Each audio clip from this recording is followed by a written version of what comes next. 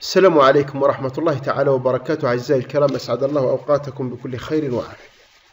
سمعنا الكل سبع على المباشر وعلى الوسائل المرئية والمتلفزة ما أكده وقرره رئيس الجمهورية عبد المجيد تبون هو إدماج جميع المتعاقدين قبل نهاية السنة الحالية 2023.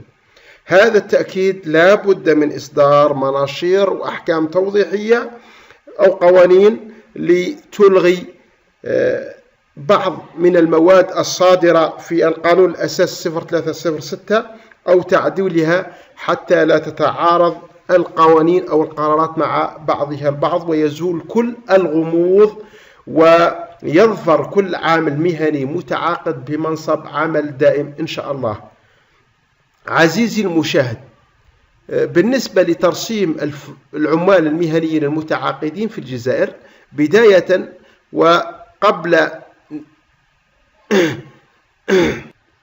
بالنسبة لهذه الفئة من العمال المهنيين المتعاقدين يجب الالتفات إليهم وإنصافهم لأجل المساواة بينهم وبين نظرائهم وقرنائهم من الموظفين العموميين، من الموظفين الخاضعين لنفس القانون اللي هو القانون الأساسي العام للوظيفة العمومية أو العامة للوظيفة العامة في الجد 0306 الصادر في 17 جويلية من عام 2006.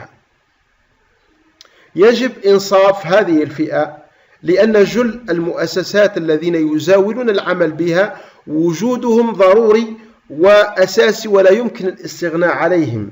يوجد منهم من يقدم أعمال شاقة 40 ساعة في الأسبوع. الحجم الساعي لهؤلاء العمال المهنيين اللي أقره القانون هو 40 ساعة، حجم ساعي كبير مقابل مادي قليل نوعا ما مقارنة ببعض الأسلاك. يجب أيضا ترسيمهم حسب المستوى أو المؤهل العلمي الذي يمتلكونه. لا بد من النظر إلى هذه الفئة بفئة احترام والتوقير ومن جانب المساواة بينهم وبين زملائهم. هذه هي وجهة نظر الكثير من هؤلاء العمال المهنيين اللي راهم يطالبوا في رئيس الجمهورية عبد المجيد تبون بإدماجهم وترسيمهم وجعلهم ممن يشملهم هذا القرار اللي له قالوا رئيس الجمهورية، وهو إدماج جميع المتعاقدين قبل نهاية السنة الحالية 2023.